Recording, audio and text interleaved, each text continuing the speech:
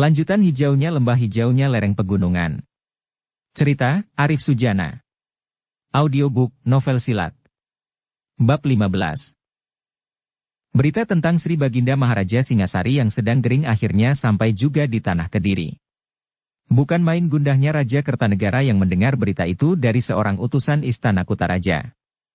Maka pada hari itu juga Raja Kertanegara langsung berangkat ke Singasari. Namun usia manusia memang sudah ditentukan, tidak bisa diundur atau dimajukan. Bersamaan dengan keberangkatan Raja Kertanegara dari Kediri, Sri Baginda Maharaja Singasari telah diangkat ke alam keabadian, alam tempat segala berasal, dari tiada kembali ke tiada. Bumi Singasari berkabung, langit Singasari berkabut mendung. 3 hari 3 malam hujan gerimis tiada henti, sepertinya mewakili duka cita seluruh jiwa di tanah Singasari yang berduka, meratap menangisi kepergian seorang raja besar yang agung, raja besar yang dicintai dan mencintai para kawulanya. Seorang Prabu Seminingrat dikenang sebagai raja agung yang selalu mengampuni musuh-musuhnya, satria besar di medan perang, mengamankan perjalanan para saudagar, pelindung dan pemberi kemakmuran para kawulanya. Jasad Prabu Seminingrat diprabukan dengan upacara yang besar.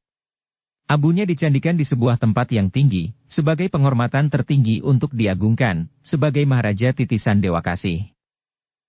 Setelah masa berkabung telah melewati hari ke-40, maka pada hari itu naiklah sang putra mahkota menggantikan ayahandanya. Kertanegara telah dinobatkan sebagai Maharaja Singasari berkedudukan di Kutaraja. Gemar riuh ripah seluruh warga berbondong-bondong dari pelosok tanah Singasari berkunjung ke Kutaraja demi menyaksikan upacara agung penobatan sang putra mahkota menjadi Maharaja Singasari. Seorang pujangga pengembara mengabadikannya dalam sebuah rontal syairnya. Pada hari itu bumi Singasari dipenuh sukacita, di musim penghujan, di tahun genap, Raja dari Kediri itu datang berkuda di pagi hari, duduk di istana Kutaraja dianugerahi mahkota 13 batu mutiara, dikalungi 111 pucuk melati, diperciki air suci, pulanglah para kawula membawa baki persembahannya, semua wajah dipenuhi sukacita. Demikianlah awal dan hari pertama Sri Baginda Maharaja Kertanegara naik tahta menggantikan kedudukan ayahandanya Prabu Seminingrat. Semua harapan kini tertuju kepada sang penguasa baru, Sri Baginda Maharaja Kertanegara. Mampukah sang putra mahkota membangun bumi Singasari di atas pilar-pilar warisan ayahandanya tercinta? Dan di malam hari penobatan itu dilangsungkan sebuah pesta perjamuan yang meriah. Kebo Arema, Raden Wijaya, Mahesa Amping dan Lawe hadir di malam penuh kebahagiaan itu. Aku ingin paman hadir di hari Maguntur Raya, berkata Sri Baginda Maharaja kepada Kebo Arema di sela-sela pesta perjamuan yang meriah. Hamba bukan pejabat istana, berkata Kebo Arema. Aku Maharaja Singasari mengundang langsung hambanya, berkata si Baginda Raja penuh senyum. Undangan paduka adalah sebuah kehormatan besar, berkata Kebo Arema yang tidak dapat menghindar lagi. Demikianlah, pada hari Maguntur Raya, di mana para pejabat istana menyampaikan laporannya atas tugas-tugas yang diembannya di hadapan Sri Baginda Maharaja. Kebo Arema ikut hadir di dalamnya duduk bersama para pejabat istana. Maka setelah semua pejabat istana telah menyampaikan laporannya, Sri Baginda Maharaja meminta Kebo Arema menyampaikan laporannya mengenai perkembangan tugas-tugasnya membangun jalur perdagangan Laut Singasari. Semula Kebo Arema merasa ragu dan menduga-duga, untuk apa Sri Baginda Maharaja memintanya menyampaikan laporannya di tempat terbuka. Kebo Arema tidak sempat berpikir banyak, dengan lugas dirinya telah menyampaikan beberapa kemajuan dan perkembangan terkini dalam hal pembukaan jalur perdagangan Laut Singasari. Kami telah membuka jalur pelayaran ke barat sampai ke Tanah Melayu. Kami juga telah menemukan tanah tempat pohon cengkeh dan pala tumbuh. Bahtera Laut Singasari telah menguasai jalur perdagangan dari timur terbit matahari sampai ke arah terbenam matahari, berkata Kebo Arema menyampaikan laporannya di ruang Maguntur Raya. Kalian telah mendengar sendiri, itulah cita-cita ayahanda Prabu Seminingrat yang akan menjadi arah dari cita-citaku juga, membangun kerajaan Laut Singasari yang besar, membangun dan meluaskan daerah Singasari melebihi Panjalu dan Jenggala, berkata Sri Baginda Maharaja penuh semangat. Diam-diam Kebo Arema kagum atas cara sahabatnya ini membangun sebuah gagasan di hadapan para pejabat istana, membangun sebuah kebersamaan.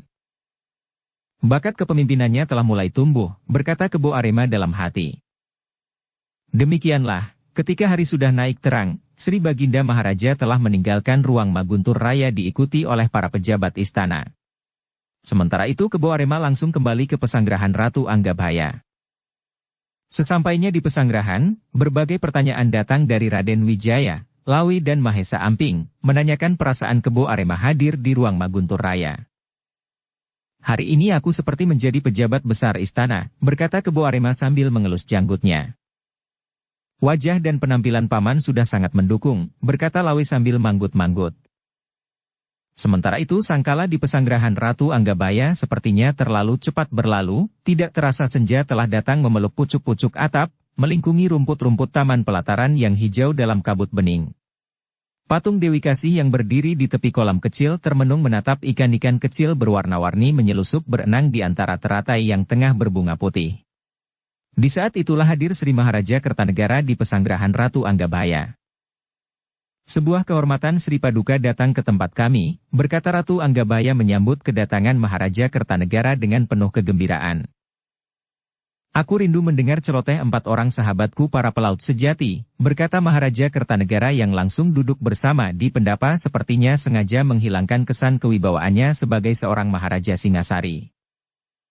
Demikianlah mereka sepertinya menemukan kembali suasana keakraban sebagaimana mereka pernah bersama di Bandar Canggu, bersama membangun sebuah bahtera besar Singasari. Pembicaraan pun menjadi begitu terbuka, tidak ada batasan lagi antara raja dan hambanya. Bila mana boleh memilih, aku lebih memilih bersama kalian, mengarungi lautan dan menyinggahi bandar-bandar besar di ujung dunia, berkata Maharaja Kertanegara. Setelah mereka sepertinya menemukan kembali suasana keakraban sebagaimana mereka pernah bersama di Bandar Canggu, bersama membangun sebuah bahtera besar Singasari. Pembicaraan pun menjadi begitu Ananda telah diberkati duduk di singgasana sebagai garis takdir suci, sebagaimana daun tua gugur berganti muda, sebagaimana sangkala terus berganti. Pada saatnya aku pun akan tua, penat dan cepat lelah. Saatnya mencari pengganti daun-daun muda yang lebih segar mewarnai taman pemikiran Istana Singasari yang terus maju dan berkembang, berkata Ratu Anggabhaya. Kami masih memerlukan pemikiran Pamanda, berkata Maharaja Kertanegara kepada Ratu Anggabhaya. Bahtera besar Singasari telah kadung mengembangkan sayapnya, berlayarlah sejauh dan seluas lautan, kami para orang tua hanya berdoa, kalian para orang muda untuk terus menatap ke depan, berhati-hati menjaga bahtera tidak karam ditelan gelombang, berkata Ratu Anggabhaya. Ketika hari sudah mendekati larut malam, Maharaja Kertanegara pamit untuk kembali beristirahat. Dalam kesempatan itu, Kebo Arema mewakili ketiga kawannya ikut berpamit bahwa besok pagi mereka akan kembali ke Bandar Canggu. Bukankah musim berlayar masih belum datang? Bertanya Maharaja Kertanegara. Kami sudah terlalu lama di Istana Singasari, berkata Kebo Arema memberi alasan.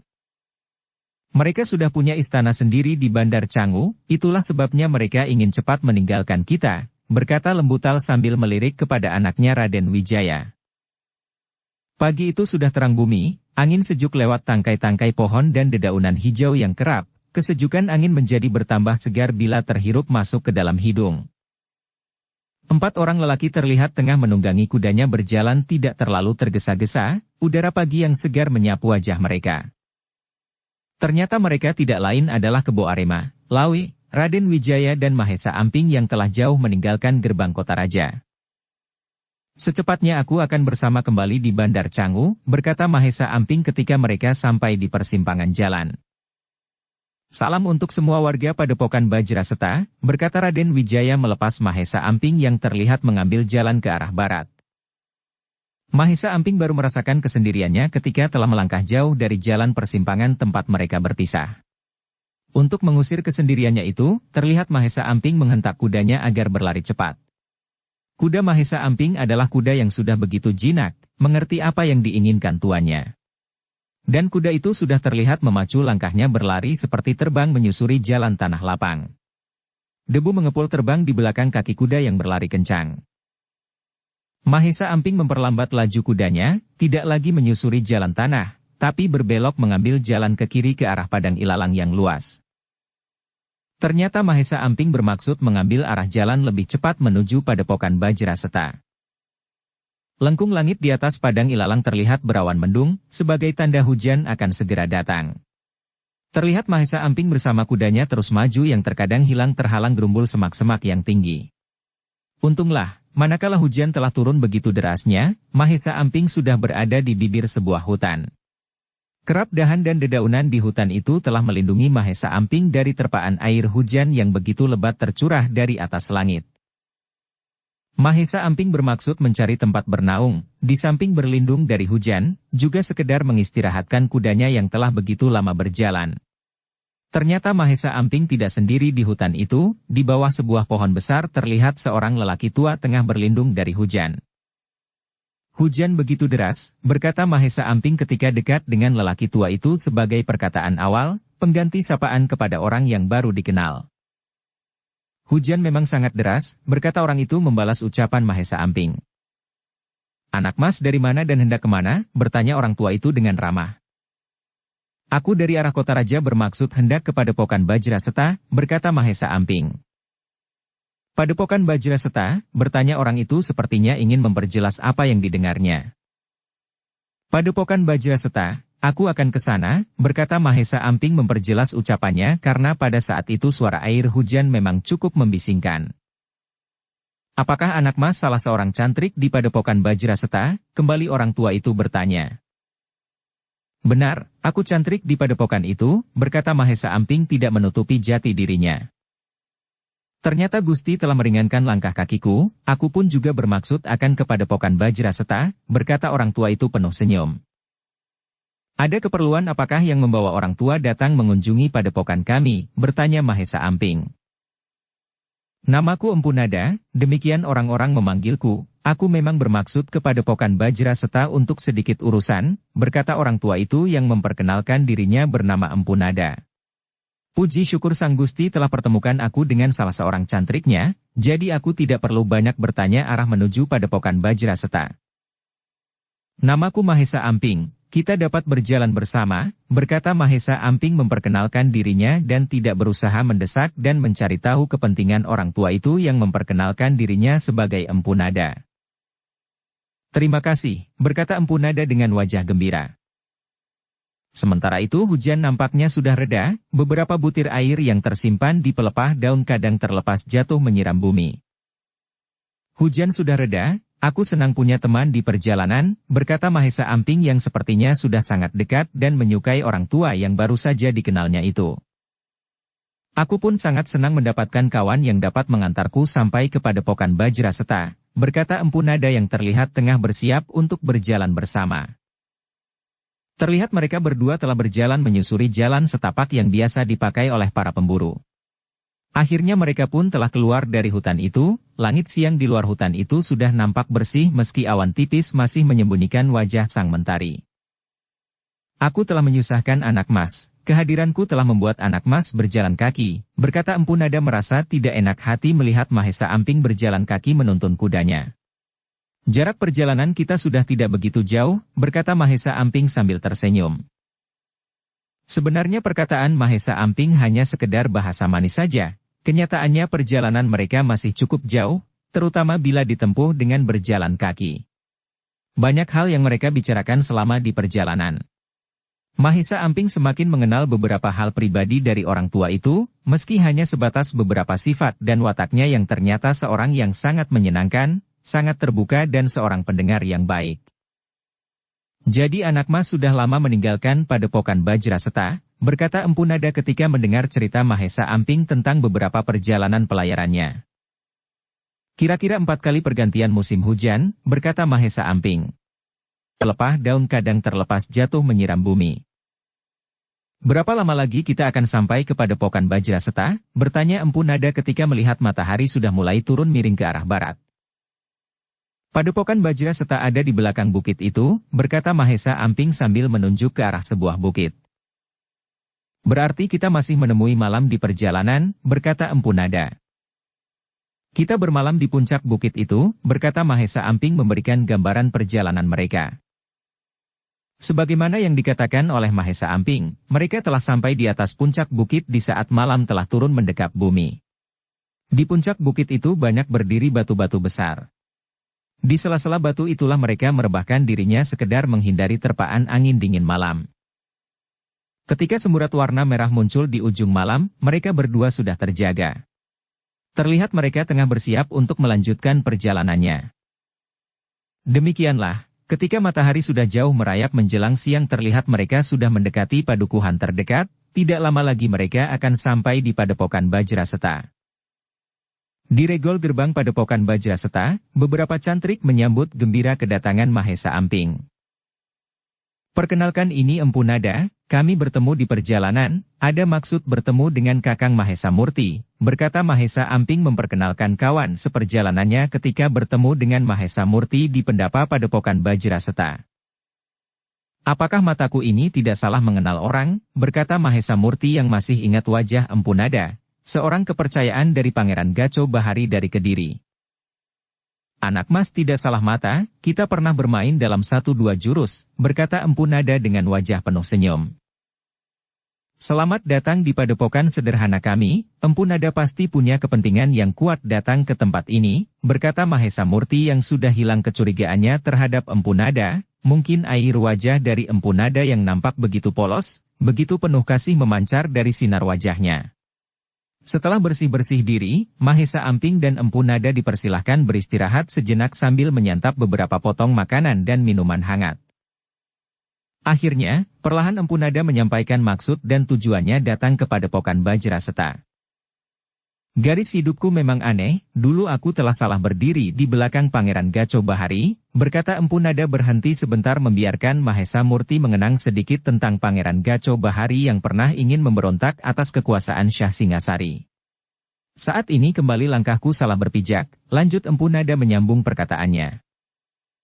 Akhirnya Empu Nada bercerita tentang pertemuannya dengan seorang perampok tunggal yang sedang sakit parah terkena banyak senjata lawan.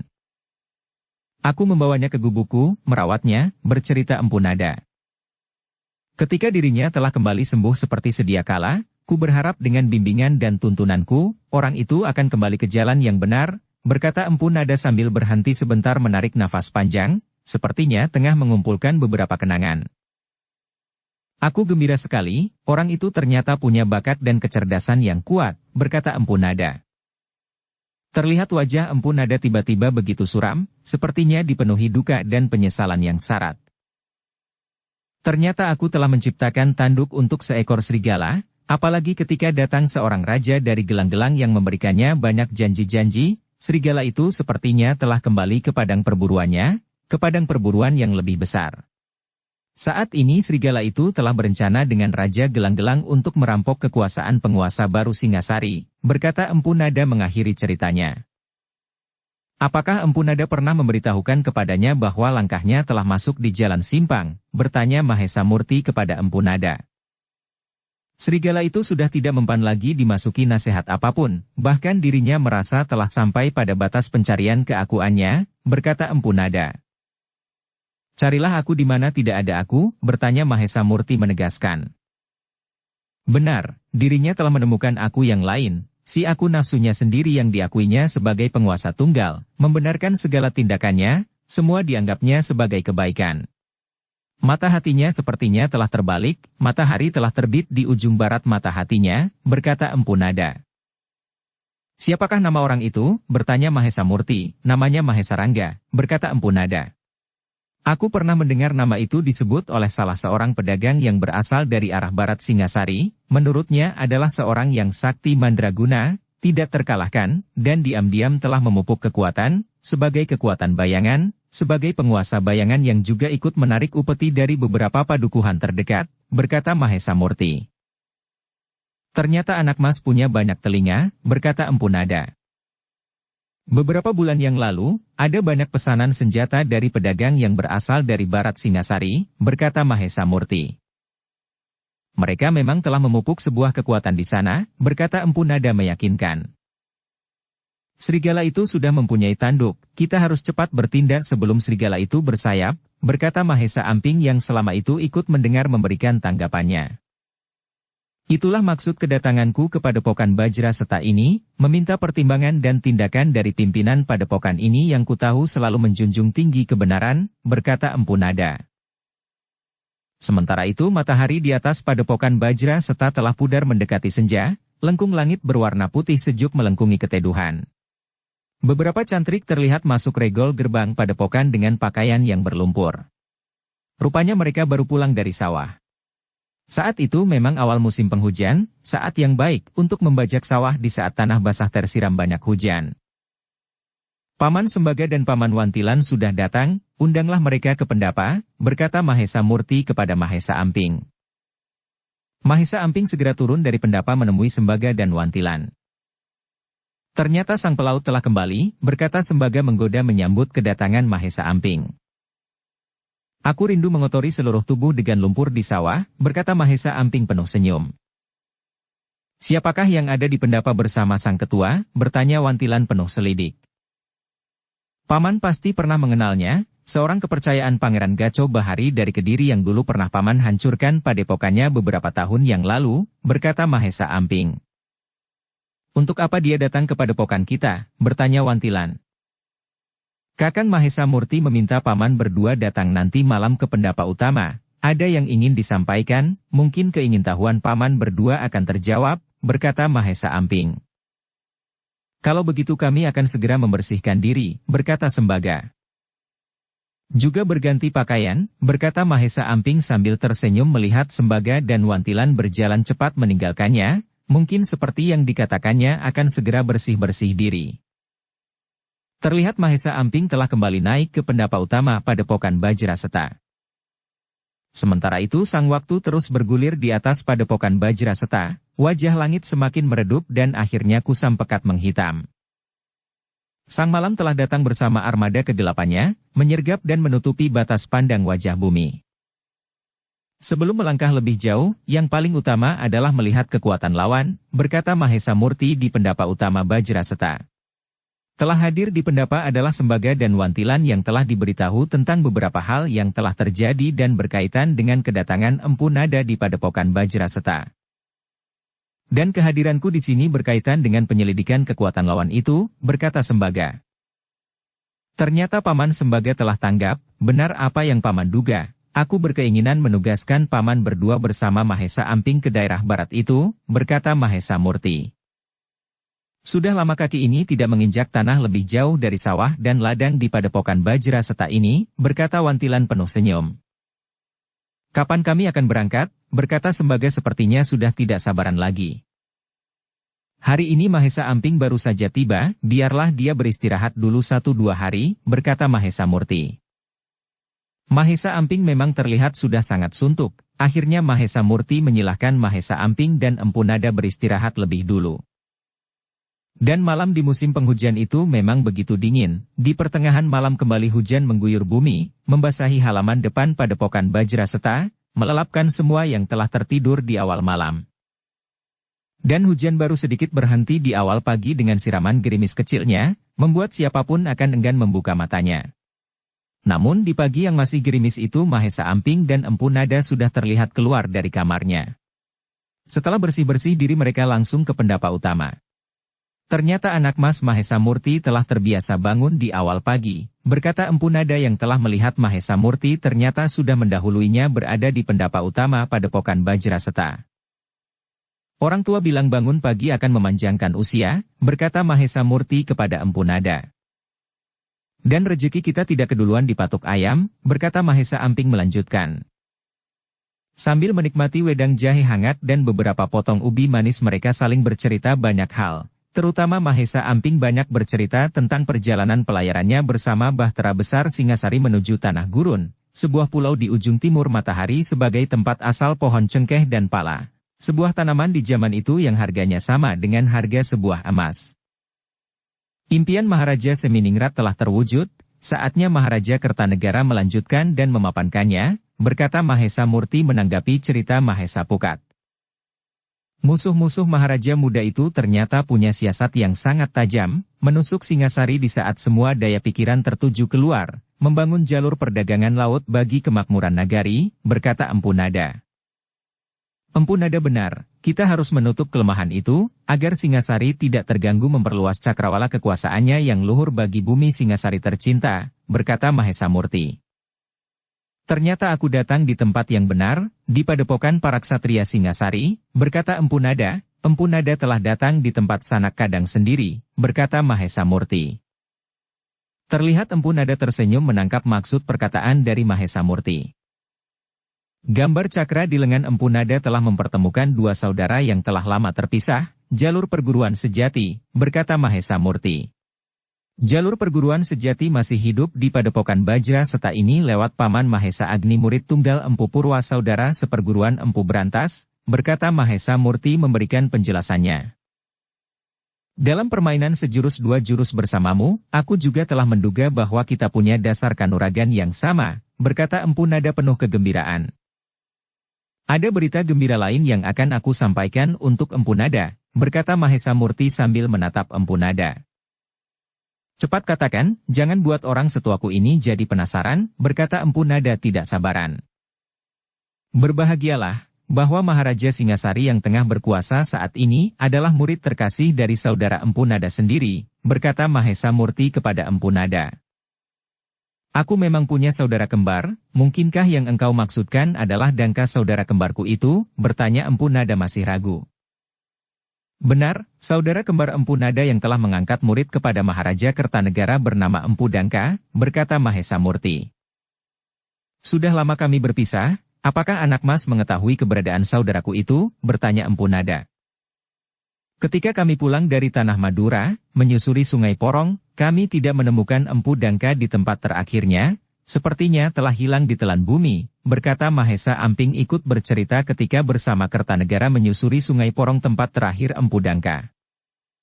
Berita bahwa saudaraku telah mewariskan ilmunya kepada Maharaja Singasari sepertinya sebuah air suci yang membersihkan rasa bersalahku selama ini, telah salah mengasuh para serigala yang haus darah, berkata Empu Nada yang nampak raut dan garis wajahnya terlihat begitu cerah penuh kegembiraan.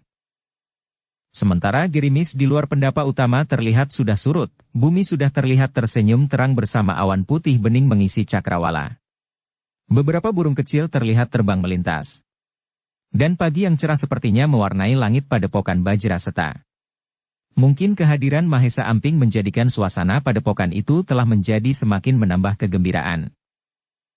Mahesa Amping terlihat mengajak Empu Nada berkeliling Padepokan Bajra Seta, juga mengajaknya keluar Padepokan Bajra Seta melihat-lihat suasana para petani yang tengah menanam bibit-bibit batang padi satu persatu mengisi petak-petak sawah mereka.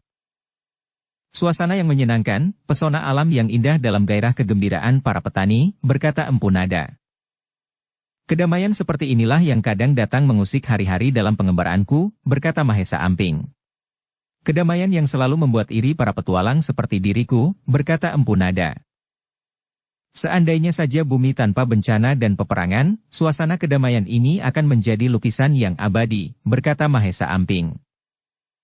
Gusti Yang Maha Pemrakarsa telah menciptakan garis takdirnya, keabadian hanya miliknya, kefanaan di alam dunia adalah milik makhluknya.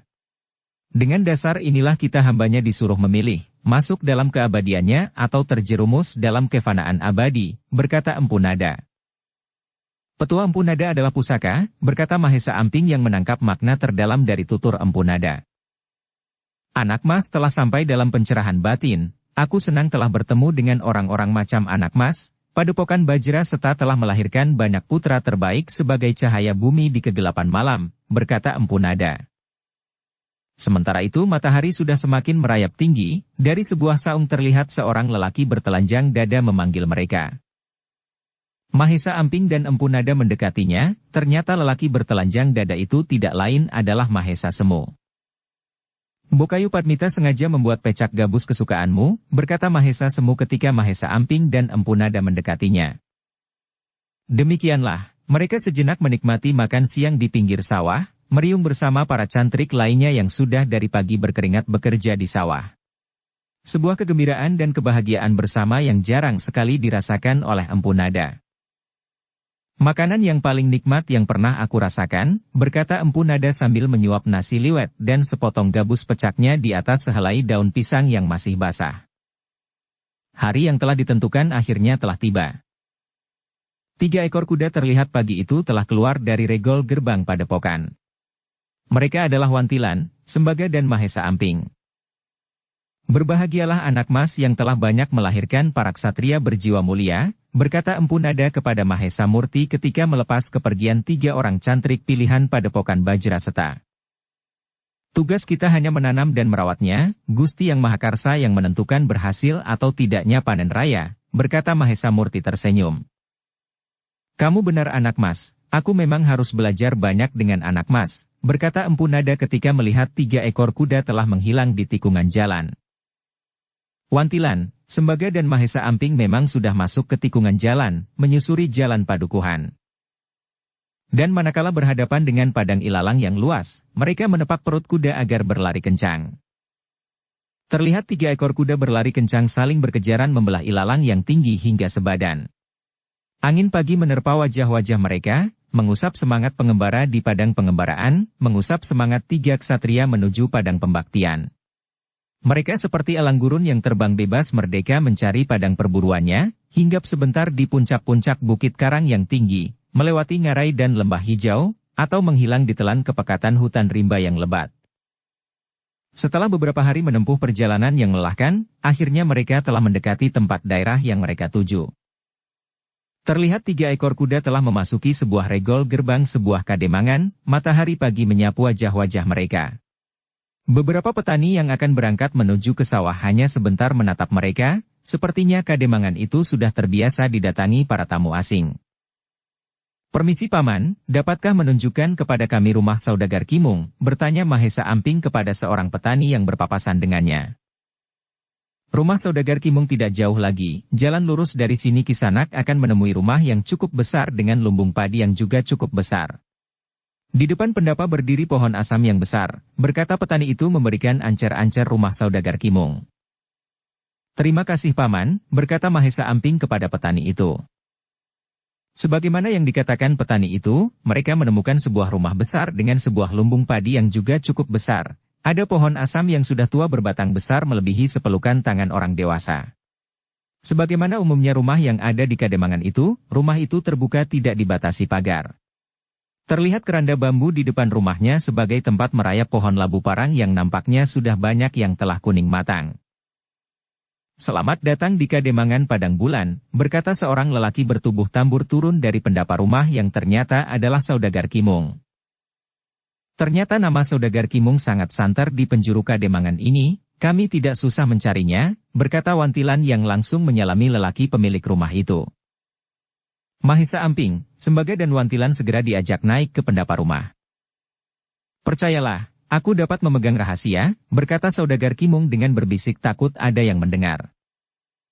Ternyata saudagar Kimung memang dapat dipercaya, jangankan kepada orang lain, kepada keluarganya sendiri rahasia rencana ketiga cantrik padepokan Bajra Seta ini sangat tertutup. Hanya dikatakan bahwa ketiga kawan jauhnya ini akan memulai penghidupan baru, mencoba membuka usaha sebagai tukang pandai besi. Hari pertama memang tidak banyak yang dilakukan oleh Mahesa Amping, Sembaga dan Wantilan selain mempersiapkan beberapa peralatan kerja sebagai tukang pandai besi. Pada hari kedua saudagar Kimung mengajak mereka bertiga ke pasar di Kademangan Padang Bulan yang cukup ramai, apalagi di saat hari pasaran. Nasib mereka cukup beruntung, seorang pejabat pasar memberikan tempat yang cukup luas di ujung pasar. Pada hari itu juga mereka langsung membuat sebuah gubuk yang bukan hanya sebagai tempat kerja dan usaha, tapi sekaligus sebagai tempat tinggal mereka bertiga. Wantilan, Sembaga dan terutama Mahesa Amping ternyata memang seorang pandai besi sungguhan yang ahli. Siapapun yang melihat hasil kerja mereka tidak akan menyangka bahwa mereka sebenarnya bukan pandai besi sungguhan. Hasil karya mereka dapat dikatakan begitu halus dan sangat baik. Mereka mulai bekerja sepanjang hari, maka dalam waktu sepekan berbagai peralatan pertanian dan senjata sudah terlihat menumpuk siap diperdagangkan. Apakah Kisanak ingin membeli barang kami? Berkata Mahesa Amping kepada 2 orang lelaki berwajah kasar. Ternyata kamu ini orang baru di sini, kami di sini tidak untuk membeli, tapi meminta kutipan, berkata salah seorang yang paling garang. Kami telah membayar kutipan kepada petugas pasar kemarin sore, berkata Mahesa Amping. Kami bukan petugas pasar, tapi kami penguasa tempat ini, berkata orang itu dengan mata melotot. Maaf, kami memang orang baru di sini. Hari ini kami baru memulai usaha, bagaimana bila kami memberi kalian hadiah 2 buah senjata, berkata Mahesa Amping dengan gaya seorang pedagang yang mengalah dan tahu berperilaku kepada orang-orang kasar di pasar pada umumnya. Untuk kali ini aku terima, berkata orang itu penuh gembira. Mahesa Amping segera memberikan mereka 2 buah golok besar mirip dengan golok besar yang mereka bawa yang terlihat terselip di pinggang masing-masing. Buatan kami adalah yang terbaik di tanah Singasari ini, berkata Mahesa Amping sambil menyerahkan golok besar buatannya. Terlihat kedua orang itu menimang-nimang golok besar pemberian itu serta membandingkan dengan senjatanya sendiri. Sedikit banyak kedua orang itu memang tahu menilai tentang senjata yang baik. Senjata yang baik, sangat ringan dan enak dipegang, berkata kawannya yang satu lagi. Anggap saja itu hadiah perkenalan kita, berkata Mahesa Amping penuh senyum keramahan. Jarang sekali aku berhadapan dengan pedagang seperti kalian, tidak kikir dan mudah diatur, berkata orang yang berwajah paling garang. Kami di sini mencari peruntungan, bukan mencari musuh, berkata Mahesa Amping masih dengan wajah ramah dan penuh senyum. Pekan depan kami akan datang kembali, berkata orang itu kepada Mahesa Amping sambil memberi tanda kepada kawannya untuk berlalu meninggalkan tempat pandai besi itu. Untungnya bukan aku yang menghadapi orang itu, berkata Wantilan kepada Mahesa Amping ketika kedua orang itu sudah pergi berlalu. Ternyata keberadaan pandai besi yang baru di ujung pasar cukup menarik perhatian, banyak orang yang berbelanja mampir ke tempat itu, baik hanya sekedar melihat-lihat, tapi ada juga yang langsung membeli barang dagangan mereka. Sepekan kemudian, dagangan mereka seperti laris manis. Mungkin dari mulut ke mulut barang dagangan mereka telah diakui sebagai barang buatan yang sangat halus dan baik. Hingga pada sebuah hari pekan, pada sebuah hari pasaran, yang mereka nantikan akhirnya datang juga. Di sinikah kamu mendapatkan 2 buah golok besar itu, berkata seorang yang berpakaian perlente layaknya seorang bangsawan kepada salah seorang anak buahnya yang ternyata salah seorang yang dulu pernah diberi hadiah 2 buah golok besar oleh Mahesa Amping. Benar, disinilah aku mendapatkannya, berkata anak buahnya yang ditanyakan itu sambil menganggukkan kepalanya. Seperti biasa, Sembaga pada saat itu tengah asyik menempa besi, sementara Wantilan terlihat tengah menghaluskan sebuah pedang yang nampaknya hampir jadi. Silahkan Tuan melihat-lihat barang dagangan kami, berkata Mahesa Amping mendekati orang itu yang terlihat sepertinya sangat disegani oleh 5 orang yang datang bersamanya, diantaranya adalah yang sudah dikenal oleh Mahesa Amping. Orang itu memang terlihat angkuh, tanpa berkata apapun langsung memeriksa sebuah pedang panjang dan mencobanya dalam beberapa gerakan.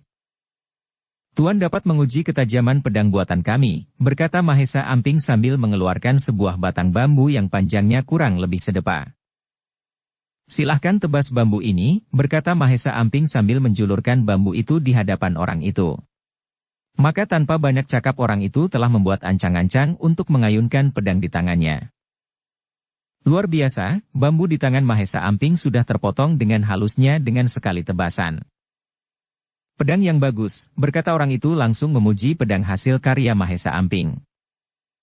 Buatan kami berasal dari besi pilihan, berkata Mahesa Amping sambil membungkukkan badan penuh kerendahan hati layaknya seorang pedagang kepada seorang bangsawan calon pembeli yang royal. Aku pesan 100 pedang, 100 golok panjang dan 100 mata tombak, berkata orang itu kepada Mahesa Amping. Bila pesanan Tuan telah selesai, kemana kami dapat mengantarnya, bertanya Mahesa Amping. Bawalah ke Gunung Jati, setiap orang di sini sudah tahu di mana aku tinggal, berkata orang itu. Dapatkah aku tahu siapakah nama Tuan, agar mudah mencari tempat tinggal Tuan, berkata Mahesa Amping kepada orang itu. Ternyata kamu orang baru di sini, namaku Mahesa Rangga, berkata orang itu yang mengatakan dirinya bernama Mahesa Rangga. Secepatnya kami akan menyelesaikan pesanan Tuan, berkata Mahesa Amping penuh gembira, tapi orang itu juga para anak buahnya mengartikan lain kegembiraan Mahesa Amping. Tanpa kata-kata orang itu sudah berbalik badan bersama anak buahnya meninggalkan Mahesa Amping. Kita perlu bahan yang cukup untuk melayani pesanan mereka, berkata Wantilan kepada Mahesa Amping yang diam-diam telah mencuri dengar pembicaraan Mahesa Amping dengan orang yang mengaku bernama Mahesa Rangga. Besok saudagar Kimung akan berangkat berdagang ke arah timur, kita bisa titip pesan kepadanya untuk dibawakan dari Padepokan Bajra Seta sesuai pesanan, berkata Mahesa Amping. Otakmu cukup encer, kita tidak perlu banyak kerja, barang sudah siap jadi, berkata Wantilan sambil menepuk-nepuk pundak Mahesa Amping. Kita tidak perlu memberikan semua pesanan mereka, berkata Mahesa Amping. Wantilan terlihat tengah menghaluskan sebuah pedang yang nampaknya hampir jadi. Tidak memberikan semua pesanan mereka, bertanya Wantilan tidak mengerti maksud perkataan Mahesa Amping yang tersenyum melihat wajah Wantilan yang berkerut penuh tanda tanya. Pest, ada pembeli datang, berkata Mahesa Amping memberi tanda ada beberapa orang yang tengah berjalan ke tempat mereka. Maka seperti biasa Mahesa Amping melayani orang-orang yang datang melihat-lihat. Sekali-sekali Mahesa Amping memamerkan beberapa senjata dan beberapa alat pertanian barang dagangannya. Ketika beberapa pembeli sudah pergi, kembali Wantilan menagih penjelasan kepada Mahesa Amping. Nanti malam akan kujelaskan semuanya, berkata Mahesa Amping dengan wajah penuh senyum. Aku tunggu penjelasanmu, berkata Wantilan yang langsung kembali bekerja menghaluskan beberapa alat yang terlihat hampir sempurna. Sebagaimana yang telah dijanjikan, maka pada malam harinya Mahesa Amping menjelaskan semua rencananya. Jadi kita membuat senjata dari bahan besi campuran, bertanya Wantilan.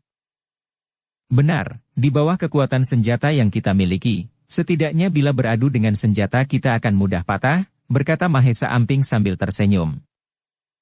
Kamu memang anak nakal, berkata Wantilan yang langsung setuju. Keesokan harinya, pagi-pagi sekali Wantilan sudah ada di rumah saudagar Kimung untuk menitipkan beberapa pesan rahasia yang akan disampaikannya kepada Mahesa Murti di Padepokan Bajraseta. Pada hari-hari berikutnya, Mahesa Amping, Wantilan dan Sembaga terlihat sangat sibuk bekerja sepanjang hari, bahkan kadang sampai jauh malam. Ternyata mereka tengah membuat sebuah senjata yang khusus mereka ciptakan sendiri yang dirancang akan mudah patah, namun sebagai seorang ahli tidak akan mudah diketahui. Sepekan kemudian telah datang 3 orang cantrik Padepokan Bajra serta membawa barang pesanan yang dititipkan lewat saudagar Kimung. Maka pesanan 100 pedang, 100 golok panjang dan 100 mata tombak sudah terkumpul. 300 prajurit dari Bandar Canggu secara bertahap akan datang memenuhi tempat ini, berkata salah seorang cantrik Bajra serta menyampaikan sebuah berita. Raden Wijaya dan Lawe ikut dalam pasukan itu sebagai pimpinan, berkata cantrik itu melanjutkan. Gunung Jati adalah sebuah kawasan perbukitan berhutan lebat. Sebagaimana namanya, di dalam hutan ini memang banyak tumbuh tanaman jati yang sudah berumur puluhan tahun. Dahulu orang-orang di sekitarnya biasa mengambil kayu jati untuk membangun rumah mereka di hutan ini, di samping juga sebagai tempat berburu yang baik karena masih banyak dihuni berbagai binatang buruan liar. Namun setelah hutan itu dikuasai para gerombolan yang dikepalai oleh seorang yang bernama Mahesa Rangga, para penduduk sekitar tidak berani lagi datang ke hutan Gunung Jati. Gerombolan Mahesa Rangga ini semakin merajalela, bahkan mereka saat itu sudah berani meminta kutipan di beberapa kademangan sekitarnya sebagaimana yang pernah dialami sendiri oleh Mahesa Amping di pasar, pada saat panen raya, atau kepada para saudagar yang datang dari berbagai tempat. Para bebahu kademangan tidak berani melapor, mereka masih memilih aman hanya dengan sekedar memberikan kutipan. Namun akhir-akhir ini gerombolan Mahesa Rangga yang diam-diam sangat dibenci oleh penduduk di sekitarnya sudah mulai berbuat keonaran dan membuat resah, mereka sudah mulai mengganggu wanita yang sudah bersuami dan para gadis penduduk di sekitarnya. Dari beberapa penduduk di Kademangan Padang Bulan, Mahesa Amping dapat mengorek beberapa keterangan tentang gerombolan ini, ternyata umumnya mereka adalah bekas perampok dan perusuh yang merasa tersingkir dengan kekuasaan prajurit Singasari di banyak jalan jalur perdagangan yang ramai. Sayangnya para prajurit Singasari masih kurang banyak untuk mengawasi seluruh tanah Singasari yang luas, di antaranya pengawasan di sekitar Gunung Jati ini. Pagi itu terlihat 3 orang tengah menuntun 3 ekor kuda. Terlihat kuda-kuda itu membawa muatan barang di punggungnya.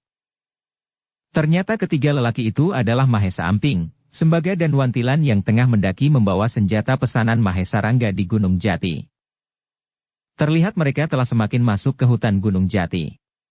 Akhirnya setelah berjalan setengah harian mereka telah sampai di sebuah tanah datar. Di atas tanah datar itu berdiri banyak gubuk-gubuk liar beratap daun dan berdinding kayu sekedarnya. Namun di tengah gubuk-gubuk yang dibangun ala kadarnya itu berdiri sebuah bangunan yang cukup megah, hampir seluruhnya terbuat dari kayu jati yang sudah dihaluskan, bahkan ada beberapa bagian seperti pagar pendapa terlihat diukir dengan apiknya. Ketika Mahesa Amping, Sembaga dan Wantilan melewati sebuah gubuk, keluar seorang lelaki dari gubuk itu menghampiri mereka. Ternyata lelaki berwajah garang yang sudah dikenal Mahesa Amping yang selalu datang setiap pekan meminta kutipan. Ternyata kamu si pandai besi yang baik hati, berkata orang itu kepada Mahesa Amping.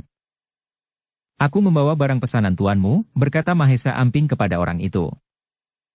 Mari kuantar kalian kepada sang ketua, berkata orang itu menggiring Mahesa Amping, Wantilan dan Sembaga menuju rumah jati itu yang ternyata adalah tempat tinggal sang ketua Mahesa Rangga.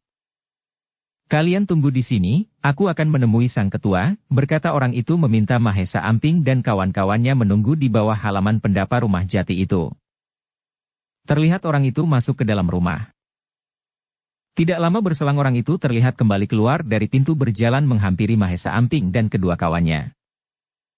Sang ketua ternyata malas menemui kalian, silahkan letakkan barang-barang yang kamu bawa di sini, berkata orang itu kepada Mahesa Amping. Maka Mahesa Amping, Sembaga dan Wantilan segera membongkar barang muatan dari punggung kuda, meletakkannya di halaman pendapa. Terimalah pembayaran atas penjualan barangmu, berkata orang itu sambil memberikan sekampit pembayaran. Terima kasih, berkata Mahesa Amping menerima pembayaran itu langsung membukanya. Tuanmu ternyata sangat baik hati, pembayaran ini lebih dari cukup, berkata Mahesa Amping dengan penuh gembira. Terimalah ini sebagai balas jasa telah mengantar tuanmu kepada kami, berkata kembali Mahesa Amping sambil memberikan sedikit persenan kepada orang itu yang diambilnya dari kampil pembayaran yang diterimanya. Ternyata kamu tahu apa yang ada di dalam pikiranku, berkata orang itu dengan senyum penuh arti. Boleh kami beristirahat sejenak di sekitar tempat ini, bertanya Mahesa Amping kepada orang itu. Terserah kalian, berkata orang itu sambil pergi meninggalkan Mahesa Amping bertiga. Terlihat Mahesa Amping, Sembaga dan Wantilan mencari tempat berteduh di sebuah pohon besar di antara gubuk-gubuk yang tidak beraturan letaknya mengelilingi rumah sang ketua. Sambil beristirahat mereka memperhatikan orang-orang yang ada di dalam gubuk, terlihat ada yang sedang tidur dan sebagian lagi sepertinya tengah bersenda gurau. Sebagian besar terlihat sebagai orang-orang kasar, terdengar dari gaya bahasanya. Setelah matahari sudah mulai jenuh berdiri di puncaknya, Mahesa Amping, Sembaga dan Wantilan terlihat tengah bersiap-siap meninggalkan tempat itu. Beberapa mata terlihat mengiringi langkah kaki mereka, namun sebagian lagi sepertinya memandang tak acuh. Hari sudah mendekati senja manakala mereka telah sampai di kaki hutan Gunung Jati. Di tanah terbuka mereka langsung menghentakkan lari kuda mereka. Maka tidak begitu lama mereka telah sampai kembali di Kademangan Padang Bulan. Dan Sandikala telah datang menelungkupi bumi, memanggil burung-burung kecil untuk kembali ke sarangnya. Para ibu memanggil anaknya yang masih bermain di halaman rumah, sementara itu beberapa lelaki bertelanjang dada terlihat baru pulang dari sawahnya. Di ujung senja, sudut pasar itu sudah begitu sepi. Mahesa Amping, Sembaga dan Wantilan masih terlihat duduk-duduk di balai bambu di depan gubuk mereka. Sayup-sayup terdengar suara burung jalak suran mencari pasangannya. Mengapa kamu tersenyum, berkata Wantilan yang heran melihat Mahesa Amping tersenyum sendiri. Aku kenal betul dengan suara jalak suran itu, berkata Mahesa Amping masih tersenyum. Aku belum mengerti, berkata Wantilan merasa tidak mengerti apa arti ucapan Mahesa Amping. Ternyata Mahesa Amping memang tidak perlu menjawab. Muncul dari kegelapan malam dari balik pohon ambon yang lebat dua orang yang berjalan mengendap-endap. Setelah dua orang itu semakin mendekat, barulah terlihat wajah kedua orang itu yang ternyata adalah Raden Wijaya dan Lawe. Permisi, numpang tanya, aku mencari 3 orang pandai besi yang mumpuni, berkata Lawe bercanda menyapa mereka. Selamat datang di Kademangan Padang Bulan, berkata Sembaga menyambut kedatangan mereka. Dukung channel Novel Silat dengan subscribe, follow, like, komen dan share. Setelah menanyakan keselamatan masing-masing, Raden Wijaya menyampaikan berita bahwa dirinya telah datang bersama dengan 300 prajurit dari Bandar Canggu. Di mana sekarang mereka? Bertanya Wantilan. Di hutan sebelah timur tidak jauh dari sini, berkata Raden Wijaya. Mereka datang secara bergelombang, aku datang bersama kelompok terakhir, berkata Raden Wijaya melanjutkan. 1 hari penuh beristirahat kukira cukup untuk pasukanmu, berkata Mahesa Amping kepada Raden Wijaya. Semalaman mereka berbicara tentang beberapa hal menyangkut rencana penyerangan mereka menghabisi gerombolan Mahesa Rangga di hutan Gunung Jati. Siapkan panah api, kita akan memulai peperangan dengan sebuah kepanikan besar, berkata Mahesa Amping memberikan beberapa usulan. Aku setuju, kita telah memenangkan awal pertempuran, berkata Raden Wijaya menyetujui usulan dari Mahesa Amping. Aku juga punya usul, berkata Lawe. Apa usulmu? Bertanya Sembaga kepada Lawe yang nampak begitu serius. Usulku bagaimana kalau kita memasak air dulu? Aku yakin dengan segelas wedang jahe hangat akan datang ilham yang cemerlang, berkata Lawe dengan wajah penuh senyum. Usul yang hebat, biarlah aku yang melakukan tugas itu, berkata Mahesa Amping menimpali canda Lawe sambil berdiri dan masuk ke dalam. Tidak lama kemudian, Mahesa Amping sudah datang membawa sebuah kendi besar berisi wedang jahe hangat yang baunya sudah tercium menyegarkan. Mahesa Amping masuk kembali ke dalam gubuknya dan kembali dengan membawa beberapa tangkai jagung manis yang terlihat masih panas karena baru saja diangkat dari perapian. Tadi siang ada yang menukar sebuah cangkul dengan jagung manis, berkata Mahesa Amping sambil meletakkan bakul berisi jagung manis yang masih panas. Serbu, berkata Lawe yang langsung menyambar jagung manis di depan matanya. Semua yang ada tersenyum melihat kelakuan Lawe yang tidak pernah berubah, selalu mengundang banyak tawa di antara mereka. Sementara itu di kejauhan terdengar suara kentongan bambu dipukul dengan nada darah muluk berasal dari sebuah gardu di padukuhan terdekat. Hari memang sudah masuk di pertengahan malam. Kami pamit untuk kembali ke pasukan, berkata Raden Wijaya menyampaikan keinginannya untuk kembali ke pasukannya. Selamat beristirahat, berkata Mahesa Amping melepas kepergian Raden Wijaya dan Lawe yang akan kembali bersama pasukannya. Raden Wijaya dan Lawe terlihat berjalan ke arah sebagaimana mereka muncul. Dan mereka sudah menghilang di telan kegelapan malam. Sementara itu Mahesa Amping, Sembaga dan Wantilan tengah membersihkan balai tempat mereka duduk. Di balai itulah mereka merebahkan dirinya, menghabiskan sisa malam yang dingin. Beristirahatlah, biarlah aku yang berjaga, berkata Mahesa Amping kepada Wantilan dan Sembaga. Bangunkan aku bila kantukmu sudah tidak dapat tertahan lagi, berkata Sembaga sambil menyarungkan sekujur tubuhnya dengan kain panjang. Tidak lama kemudian Sembaga dan Wantilan sudah terlihat nyenyak tertidur. Sementara itu Mahesa Amping terlihat menyandarkan dirinya di dinding pagar gubuknya. Matanya terlihat terpejam, namun kewaspadaannya masih tetap terjaga. Tidak satupun bunyi yang terlepas dari pendengarannya. Namun malam yang tersisa itu berlalu sebagaimana adanya, tidak ada apapun yang terjadi di malam itu. Dan akhirnya sang pagi telah datang. Kenapa kamu tidak membangunkan aku, berkata Sembaga kepada Mahesa Amping yang terbangun dan melihat hari sudah menjadi terang tanah. Aku melihat paman tidur begitu pulas nyenyaknya, berkata Mahesa Amping penuh senyum. Pagi itu kademangan padang bulan disiram gerimis kecil panjang, membuat orang-orang menjadi malas keluar rumahnya. Mahesa Amping, Sembaga dan Wantilan terlihat masih duduk-duduk di balai bambu sepertinya masih malas untuk menggelar barang dagangannya, mungkin karena hari itu bukan hari pasaran. Ketika gerimis sudah berhenti, baru terlihat mereka menggelar barang dagangannya. Tidak seperti hari-hari lalu, Sembaga hari ini tidak membelah kayu dan membuat perapian. Sementara itu Wantilan terlihat tengah menghaluskan beberapa barang yang kemarin belum sempat dihaluskan. Namun sebentar saja pekerjaan itu sudah diselesaikan oleh Wantilan. Hari ini kita harus beristirahat yang cukup, berkata Sembaga sambil duduk di balai dan menyandarkan badannya di pagar rumah.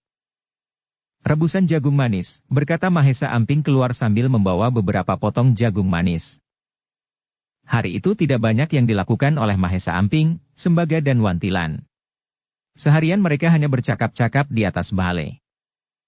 Tukas kitta sepakai pantai pesi sutah mentekatti masa paripurna, perkatta Mahesa Amping. Kasihan beberapa pelanggan kita, berkata Wantilan. Kita dapat meminta Juragan Kimung untuk mencari kerabatnya yang mau melanjutkan usaha kita ini, berkata Sembaga. Benar, kita dapat mendidik beberapa orang di padepokan Bajra Seta, berkata Wantilan. Setelah urusan kita selesai, kita bisa membicarakannya bersama Juragan Kimung, berkata Mahesa Amping. Sementara itu hari terus bergulir, matahari perlahan merayap mendaki dan menuruni lengkung langit hingga akhirnya menggelantung di ujung barat cakrawala. Langit tua sudah berwarna awan senja kelabu. Beberapa burung manyar berkepala kuning yang seharian ramai di atas dahan pohon ambon yang rindang sudah tidak terdengar lagi suaranya, mungkin sudah kembali ke sarangnya yang hangat. Sementara itu di hutan sebelah timur Kademangan Padang Bulan, beberapa prajurit Singasari terlihat tengah mempersiapkan dirinya. Tenaga mereka sepertinya telah pulih kembali setelah seharian cukup beristirahat. Kita menunggu Mahesa Amping yang akan menjadi pemandu kita menuju hutan Gunung Jati, berkata Raden Wijaya kepada beberapa prajurit. Ternyata orang yang ditunggu akhirnya datang juga, terlihat Mahesa Amping telah datang seorang diri. Paman Wantilan dan Paman Sembaga telah berangkat lebih dulu mendahului kita ke hutan Gunung Jati, berkata Mahesa Amping kepada Raden Wijaya. Langit di atas tanah datar di hutan Gunung Jati saat itu sudah masuk malam. Dari jauh hanya terlihat kerlap-kerlip cahaya berasal dari oncor minyak jarak yang digantung di depan gubuk-gubuk para gerombolan Mahesa Rangga. Beberapa orang terlihat masih berkerumun, sementara beberapa orang lagi sudah mulai beranjak naik ke tempat tidur. Dulu sebelum para gerombolan Mahesa Rangga menghuni hutan Gunung Jati, hutan ini sangat angker di malam hari, para pemburu tidak ada yang berani bermalam di hutan ini, beberapa orang pernah bertemu dengan makhluk hantu genderuwo, sejenis hantu bermata satu sangat menyeramkan dan suka sekali menghisap darah manusia. Namun manakala para gerombolan Mahesa Rangga menghuni hutan Gunung Jati, hutan ini berubah lebih menakutkan lagi. Para penduduk tidak takut lagi pada genderuwo, tapi takut kepada penghuninya para gerombolan Mahesa Rangga yang umumnya sangat galak dan kasar. Ada beberapa penduduk yang tidak pernah kembali lagi ke rumah setelah memasuki hutan Gunung Jati. Berdasarkan cerita salah seorang penduduk yang berhasil meloloskan diri, orang-orang yang tersasar memasuki hutan Gunung Jati telah ditangkap, disiksa dan harus bersedia melayani sebagai budak. Dan yang sangat dibenci oleh para penduduk sekitar hutan Gunung Jati adalah bahwa para gerombolan sering turun gunung di malam hari mencari para wanita muda. Malam itu para penduduk boleh bernafas lega. Sebab mulai malam itu Mahesa Rangga melarang anak buahnya turun gunung di malam hari, mereka harus beristirahat karena di siang harinya harus melakukan beberapa latihan di bawah bimbingan langsung dari Mahesa Rangga. Demikianlah, ketika malam mulai merayap, beberapa orang yang masih berkerumun satu persatu bergeser masuk ke pembaringannya. Akhirnya ketika di pertengahan malam, suasana di sekitar gubuk-gubuk itu sudah begitu sepi, semua penghuninya sudah tertidur. Hanya beberapa peronda yang bertugas di malam itu sekali-kali berkeliling untuk memastikan tidak ada sesuatu yang mungkin membahayakan. Suasana tanah datar tempat para gerombolan Mahesa Rangga yang tenang dan sepi itu tiba-tiba saja berubah 180 derajat, dimulai dengan sebuah panah api sendaren terlihat membumbung tinggi. Itulah sebuah tanda pasukan panah api dari para prajurit Singasari yang sudah lama mengepung hunian itu beraksi. Dari tangan mereka meluncur anak panah berapi menghujani gubuk-gubuk yang beratap daun alang-alang yang mudah terbakar. Paniklah bukan main para penghuni gubuk-gubuk itu yang berlari keluar menyelamatkan diri dari kobaran api yang dalam sekejap sudah menjalar memakan tiang dan dinding pagar gubuk-gubuk itu. Beberapa orang tidak sempat membawa senjata apapun, namun sebagian lagi adalah orang-orang yang mempunyai kesiagaan yang kuat. Mereka sudah menyadari ada musuh yang akan menyergap mereka. Para prajurit Singasari tidak menyia-nyiakan keadaan lawan mereka yang tengah panik. Dari kegelapan malam bermunculan langsung menyerang para gerombolan Mahesa Rangga. Akibatnya memang sudah dapat ditebak, beberapa orang yang tidak sempat membawa senjatanya langsung menjadi bulan-bulanan para prajurit Singasari. Dan dalam waktu singkat sudah dapat dilumpuhkan. Sementara itu beberapa orang yang sudah siap membawa senjatanya terlihat dapat bertahan mengimbangi serangan para prajurit yang datang menyerang. Belum sempat para prajurit Singasari menguasai para gerombolan yang panik dan terjepit. Tiba-tiba saja dari rumah Jati meluncur sesosok tubuh yang langsung menerjang beberapa prajurit yang ditemuinya. Terlihat di tangannya sebuah cambuk pendek berputar ke sana kemari, siapapun yang dekat dengannya terlempar dan terluka oleh sabetan cambuknya. "Aku lawanmu," berkata Mahesa Amping kepada orang itu yang ternyata adalah Mahesa Rangga sang ketua. "Bukankah kamu si pandai besi itu?" berkata Mahesa Rangga berdiri menghadap Mahesa Amping. "Mulai hari ini aku sudah pensiun," berkata Mahesa Amping sambil tersenyum. "Sebentar lagi kamu akan pensiun hidup," berkata Mahesa Rangga sambil memegang ujung cambuknya. "Empu Nada berpesan untuk berhati-hati menghadapi senjata cambukmu," berkata Mahesa Amping.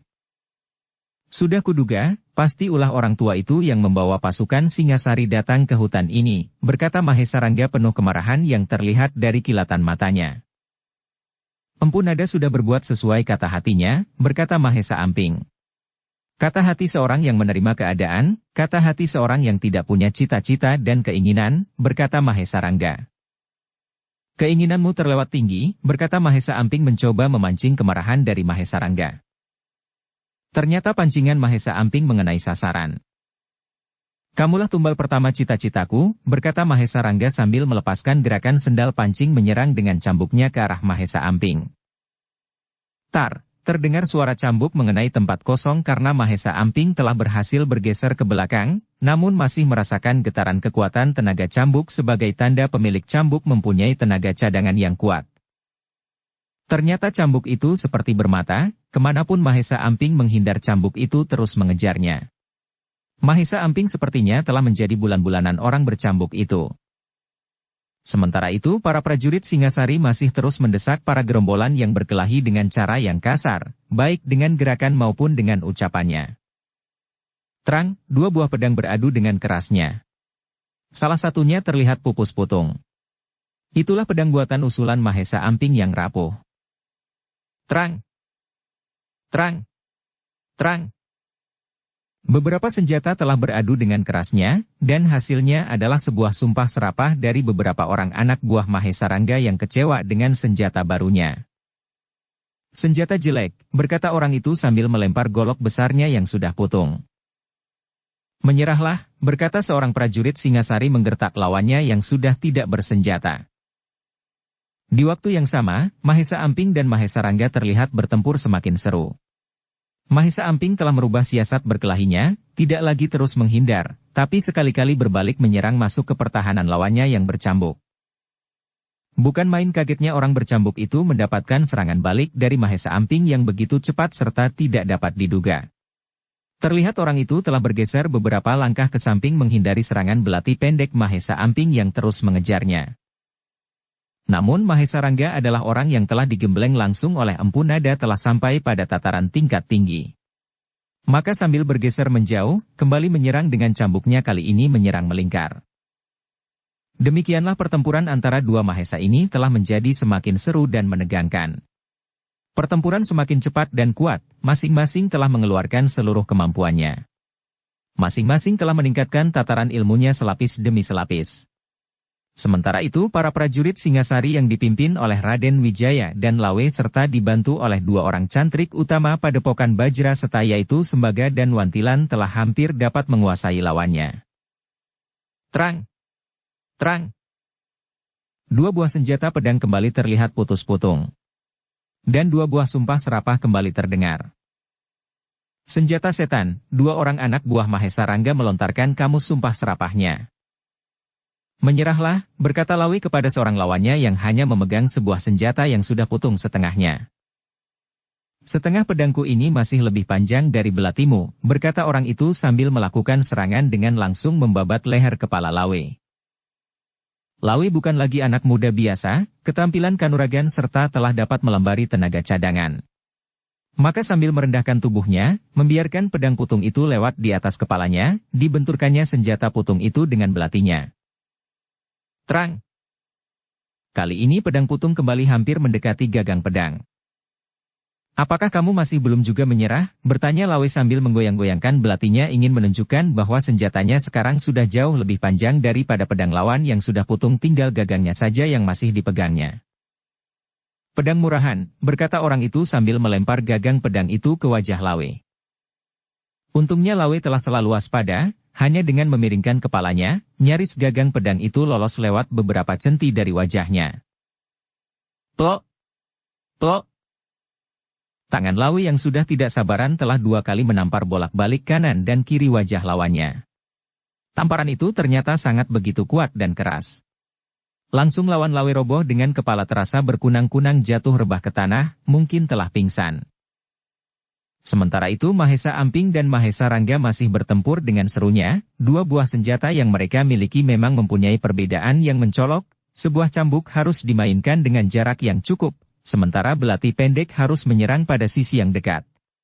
Demikianlah, Mahesa Rangga berusaha mencari jarak agar serangannya dapat mendapatkan sasaran, sementara itu Mahesa Amping berusaha mendekati lawan agar belati pendeknya dapat mencari sasaran dengan mudah. Demikianlah mereka telah meningkatkan tataran ilmunya lebih tinggi lagi, bergerak lebih cepat lagi. Dan pertempuran kedua orang berilmu ini sudah tidak mudah disimak lagi. Mereka seperti tidak pernah menginjak bumi lagi, terbang dan melenting, melesat dan melejit saling menyerang lawannya. Begitu cepatnya hingga hanya terlihat bayang-bayang yang tersamar. Lecutan cambuk Mahesa Rangga sudah tidak terdengar lagi, tapi justru getarannya semakin terasa merangsek menyesakkan dada. Mahesa Amping menyadari hal itu, diam-diam telah melambari kekuatan kekebalan tubuhnya. Gila anak muda ini, berkata dalam hati Mahesa Rangga yang melihat Mahesa Amping tidak berpengaruh sama sekali dengan lecutan-lecutan cambuknya yang telah dikerahkan dengan kekuatan ilmu puncaknya. Beberapa lawan tandingnya selama ini sudah langsung rontok isi dadanya hanya dengan menghentakkan cambuknya, sementara itu dilihatnya Mahesa Amping sepertinya tidak berpengaruh apapun, bahkan dengan cepat dan tak terduga telah merangsek mendekatinya dengan serangan belatinya yang tidak kalah berbahayanya. Tiba-tiba saja Mahesa Rangga melompat menghindar jauh. Senjata ini tidak dapat berbuat banyak, berkata Mahesa Rangga sambil mengikat tali cambuk melilit di pinggangnya. Agar seimbang, aku juga tidak memerlukan senjataku, berkata Mahesa Amping sambil menyimpan kembali belati pendeknya diselipkan di balik kainnya. Aku ingin mengukur sejauh mana kekuatanmu anak muda, berkata Mahesa Rangga yang sudah menerjang Mahesa Amping dengan sebuah tendangan yang meluncur. Mahesa Amping menyadari bahwa di ujung serangan itu ada angin yang mendesis begitu panas. Ternyata Mahesa Rangga telah mengeluarkan ilmu pamungkasnya, menyerang dengan pukulan angin panas. Untungnya Mahesa Amping telah memiliki kekuatan tersembunyi yang selalu melindungi segala bahaya yang akan mengancam, kekuatan tersembunyi itu keluar dengan sendirinya melindungi dengan kekuatan berlawanan. Hawa panas itu dengan seketika dapat diredam dengan hawa dingin yang keluar dengan sendirinya. Dan Mahesa Amping telah mampu mengendalikannya dengan kekuatan berlipat. Kurang ajar, teriak Mahesa Rangga yang berusaha menarik kembali luncuran tendangan kakinya melompat menjauh, ternyata Mahesa Rangga telah merasakan hawa dingin yang kuat sepertinya menusuk kakinya.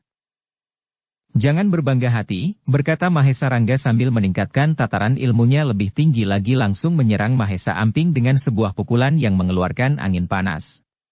Sekali lagi Mahesa Amping dapat meredamnya sambil menghindar dan berbalik menyerangnya. Demikianlah pertempuran menjadi semakin seru jauh lebih dahsyat dibandingkan sebelumnya ketika mereka masing-masing menggunakan senjata andalannya.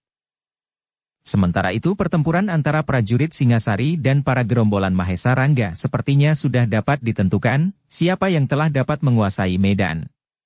Terlihat gerombolan Mahesa Rangga semakin susut berkurang satu persatu, tinggal beberapa orang saja yang masih tetap bertahan. Terlihat Raden Wijaya, Lawe, Sembaga dan Wantilan telah menyebar membantu para prajurit Singasari. Mereka nampaknya menjadi penentu dalam setiap kelompoknya. Pertempuran menjadi semakin tidak berimbang. Satu persatu orang-orang gerombolan Mahesa Rangga berguguran tewas, terluka atau tertawan. Kembali ke pertempuran antara Mahesa Amping dan Mahesa Rangga yang sudah memasuki tataran ilmu puncak mereka.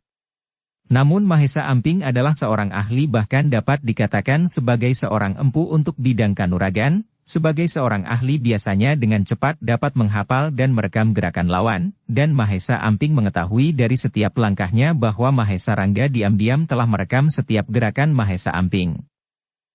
Dan ternyata permainan Mahesa Amping sudah tinggal menuai hasilnya, karena selama pertempuran itu Mahesa Amping telah merubah beberapa unsur untuk mengelabui lawannya. Maka dalam sebuah gebrakan, Mahesa Rangga telah berhasil ditipu oleh Mahesa Amping, sebuah pukulan ke depan yang seharusnya disusul dengan tendangan melingkar, maka ketika Mahesa Rangga tengah menunggu tendangan melingkar ternyata tidak kunjung datang, yang ada adalah sebuah pukulan ke depan yang dilanjutkan dengan bacokan tangan terbuka ke arah leher. Bu! Sebuah bacokan tangan terbuka mengenai batang leher Mahesa Rangga, sebuah pukulan yang dilambari tenaga hawa inti es yang langsung seketika telah membekukan urat leher Mahesa Rangga. Seketika itu juga Mahesa Rangga merasakan kegelapan, tubuhnya terlihat agak sempoyongan.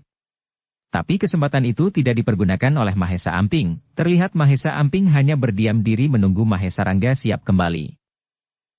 Apakah sudah siap untuk melanjutkan? Berkata Mahesa Amping kepada Mahesa Rangga yang dilihatnya sudah dapat berdiri tegak kembali. Kesombonganmu akan menjadi penyesalan seumur hidupmu, berkata Mahesa Rangga yang bukannya mengucapkan terima kasih, bahkan sebaliknya perlakuan Mahesa Amping disikapi sebagai sebuah kesombongan.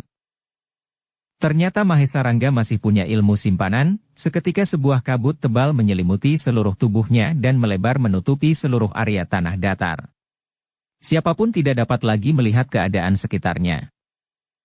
Tapi kali ini Mahesa Rangga salah perhitungan, dianggapnya pemuda yang menjadi lawannya tidak dapat berbuat apa-apa. Mahesa Rangga salah duga, pemuda yang menjadi lawannya ternyata sudah mempunyai ilmu yang mumpuni. Ketajaman matanya dapat melihat sampai ke tempat yang jauh, dan ketajaman matanya mampu juga melihat semut hitam di atas batu hitam di saat malam hari yang gelap. Ketajaman mata Mahesa Amping mampu melihat kedua tangan Mahesa Rangga tengah memegang masing-masing sebuah pasir yang siap dilemparkan ke arah Mahesa Amping. Mahesa Rangga tidak menyangka sama sekali, tiba-tiba saja dirasakan pada tangan kanannya rasa sakit yang sangat seperti terbakar, seketika itu juga tangannya terasa lumpuh, pasir di tangannya sudah terjatuh. Mahesa Rangga tidak menyangka sama sekali, tiba-tiba saja sebuah belati pendek telah menancap di lengan kirinya. Pasir di tangan kirinya pun telah terjatuh. Ternyata Mahesa Amping telah melakukan langkah yang tepat. Dari sinar matanya melesat sebuah cahaya menyambar dan membakar lengan kanan Mahesa Rangga. Sementara sebuah belati yang disimpannya di balik kainnya dengan cepat telah meluncur tepat di pergelangan lengan kiri Mahesa Rangga. Kabut di sekitar arena pertempuran sudah semakin pudar menipis, kemudian akhirnya telah hilang sama sekali, karena sumber kabut itu sendiri sudah terluka di kedua pergelangan tangannya. Terlihat Mahesa Rangga tengah berdiri tegak, sementara kedua tangannya terlihat layu kaku tidak mampu digerakkan. Apakah pertempuran ini masih harus dilanjutkan? Berkata Mahesa Amping. Terima kasih, kamu telah memberi kesempatan hidup untukku, berkata Mahesa Rangga dengan bulu kuduk meremang, membayangkan sebuah sinar panas atau sebuah belati tertuju pada jantungnya, mungkin ia tidak akan sempat lagi mengucapkan sebuah kata-kata apapun, juga pernyataan terima kasihnya. Apakah paman sudah menyerah? Bertanya Mahesa Amping menegaskan. Aku menyerah kalah, berkata Mahesa Rangga tertunduk lesu tidak dapat berbuat apapun, terutama mengangkat belati yang telah menancap sampai tembus ujungnya ke belakang, darah segar menetes dari luka itu. Aku akan merawat luka paman, berkata Mahesa Amping mendekati Mahesa Rangga. Dan dengan sigap mencabut belati dari tangan Mahesa Rangga. Dengan sigap pula Mahesa Amping menutup kedua luka atas dan bawah di lengan kiri Mahesa Rangga dengan sebuah ramuan yang selalu dibawanya.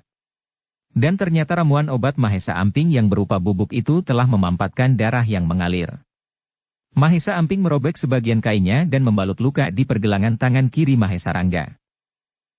Terima kasih, ternyata kamu bukan seorang yang sombong. Hati kamu begitu bersih anak muda, berkata Mahesa Rangga yang merasa terharu atas sikap Mahesa Amping yang tidak menampakkan sama sekali sikap permusuhan. Mahesa Rangga sepertinya melihat ke dalam dirinya, melihat jauh ke rongga hatinya yang begitu keruh, sikap diri yang begitu angkuh, merendahkan orang-orang lemah, dan merasa dapat berbuat apapun dengan ketinggian ilmunya. Maafkan aku, kedua tangan paman mungkin akan lumpuh seumur hidup, berkata Mahesa Amping. Kelumpuhan kedua tangan ini tidak berarti dibandingkan kelumpuhan mata hatiku selama ini, berkata Mahesa Rangga dengan mata bersinar telah menemukan sesuatu yang selama ini tidak ditemuinya. Kelumpuhan kedua tangan ini telah meruntuhkan kesombonganku, telah membunuh keangkuhanku selama ini, dan hari ini aku mendapatkan penguasa yang sebenarnya, penguasa atas jiwa ini yang sebenarnya, berkata Mahesa Rangga dengan wajah begitu pasrah.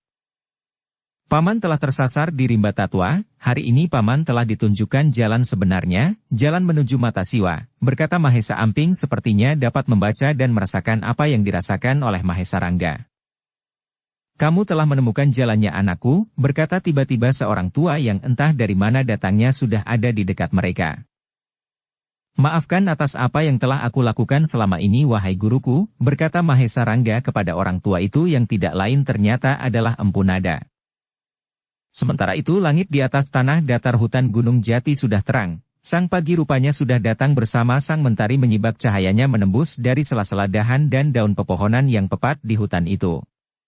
Terlihat api yang membakar gubuk-gubuk para gerombolan Mahesa Rangga sudah padam, yang tertinggal adalah abu dan sisa puing-puing kayu yang gosong terbakar. Pagi itu beberapa prajurit Singasari sangat sibuk berat, Terlihat beberapa prajurit tengah memisahkan mayat-mayat yang terbunuh, mengobati para korban yang terluka parah yang mungkin masih dapat diselamatkan, di antara mereka adalah kawan mereka sendiri. Namun para prajurit tidak pernah membedakan lawan dan kawan, semua dirawat sebatas yang dapat mereka lakukan, meskipun adalah lawan mereka sendiri. Beberapa orang yang tersisa, yang luka ringan dan yang tidak terluka dari para gerombolan itu telah dipisahkan. Untuk menjaga keamanan dengan terpaksa kaki dan tangan mereka telah diikat dengan erat. Kita akan membawa mereka ke kota raja, biarlah pihak istana yang menentukan hukuman apa yang pantas untuk mereka, berkata Raden Wijaya dari sebuah sudut pepohonan yang rindang kepada Mahesa Amping yang ada di dekatnya melepas kelelahan mereka setelah bertempur sepanjang malam. Mungkin besok kita baru dapat berangkat, ada beberapa orang yang masih memerlukan perawatan, berkata Mahesa Amping. Kamu benar, sekalian memulihkan tenaga kita, berkata Raden Wijaya menerima usulan dari Mahesa Amping agar mereka berangkat besok pagi. Bersambung ke bab 16. Dukung kami dengan subscribe, follow, like, komen dan share. Terima kasih.